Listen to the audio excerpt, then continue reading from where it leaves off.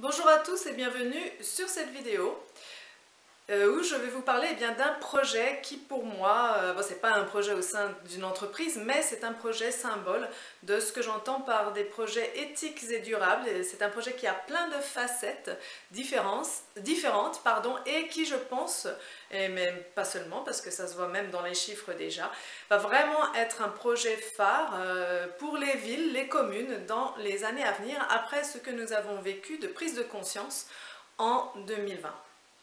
Et tout d'abord, qui suis-je? Eh bien, je suis Marie-Élise Château, coach professionnelle dans la région des Trois Frontières, Allemagne, Suisse, France, et je redonne goût à la vie, on peut le dire même, et aussi, je leur permets de caresser à nouveau leurs rêves au niveau professionnel aux personnes hypersensibles au sein des organisations.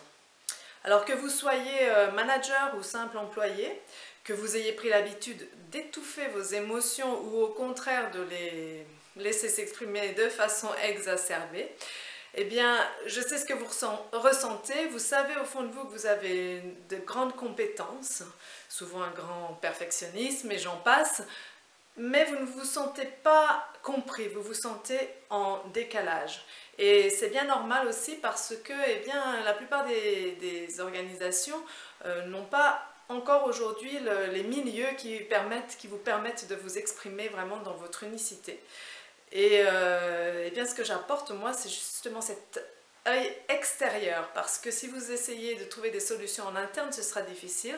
Moi, j'apporte l'œil extérieur du coach par mon expertise au niveau de l'industrie et aussi par l'accompagnement que je fais en coaching depuis quelques années.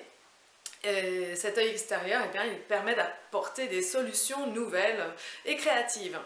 Donc n'hésitez pas à me contacter. Ce que vous pouvez faire, c'est cliquer sur le lien que je mets en description et aussi dans les commentaires. Ça vous montre toutes mes offres et en ce moment, par exemple, j'organise des conférences interactives en ligne sur l'hypersensibilité, gratuites ce mois-ci. N'hésitez pas. Et donc aujourd'hui, je vais vous parler du pédibus. Eh bien, ça veut dire quoi le pédibus? Des fois, c'est appelé aussi carapate.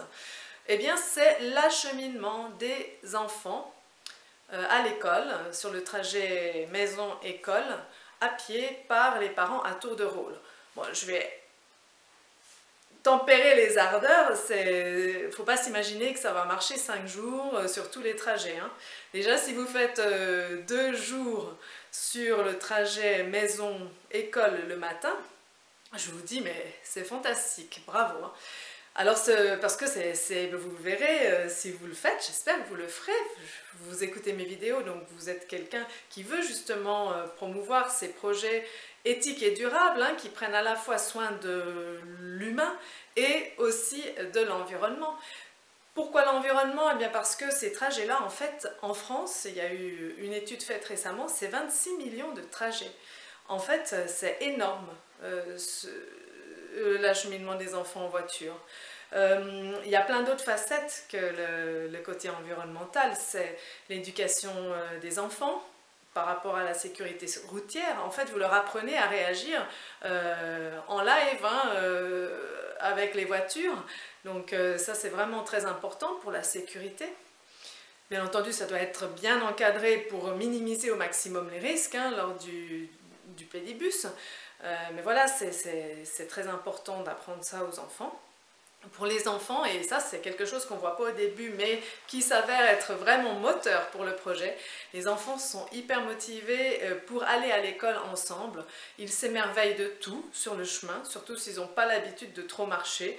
Alors d'un seul coup, ils découvrent le givre sur l'herbe, ils découvrent les avions dans le ciel, la couleur, parce qu'on part souvent à Potrominé, c'est comme ça que ça s'appelle. On part quand le jour se lève, donc il y a vraiment de belles couleurs de ciel, ils s'émerveillent devant ça.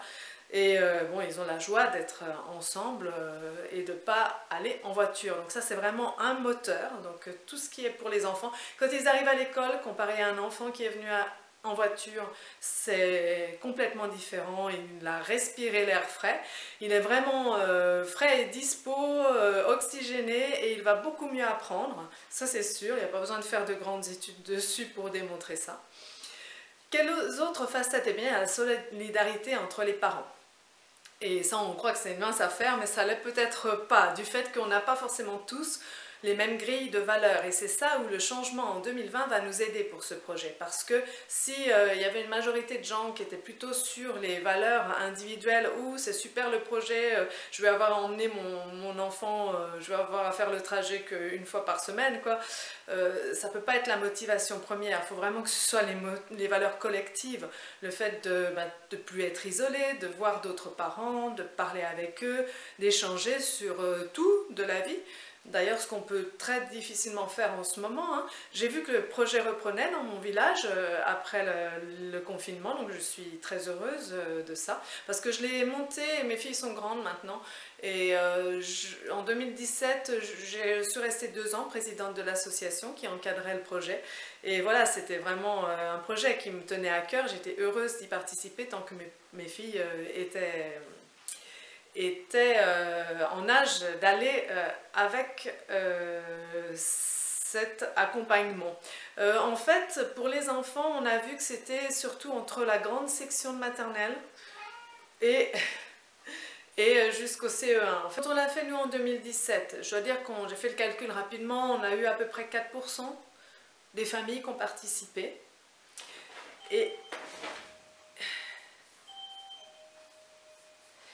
Et j'ai vu une étude qui montre qu'en fait 75% des gens sont intéressés pour que les mairies mettent en place une discussion locale sur trouver des alternatives à la voiture pour aller à l'école. Alors c'est pas seulement le pédibus bien sûr, aussi mettre plus de lignes de bus peut-être, quand c'est loin, parce que le pédibus c'est limité, on dit à 1,3 km, hein, on peut pas, voilà, quand ça dépasse 1 km c'est aussi plus compliqué.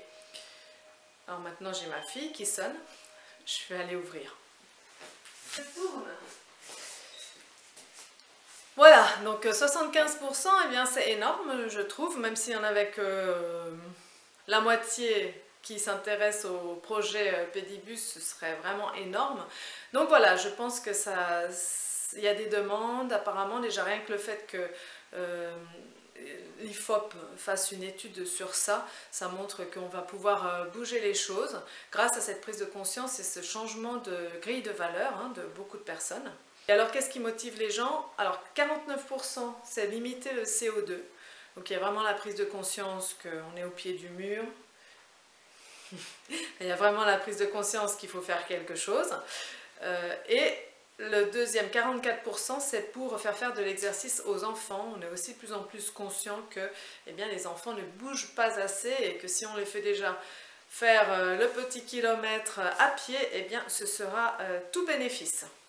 Voilà, donc un regain d'intérêt pour ce style de projet, je trouve que c'est très optimiste justement, et j'espère que ça va vous donner des idées si vous êtes dans une ville où ça s'y prête, et je pense qu'il y a des formats tout faits, hein, si vous pouvez me contacter aussi, parce que j'avais eu donc le résultat j'avais un webinaire qui montrait les résultats justement de l'étude IFOP faite en septembre 2020, hein, donc tout récent.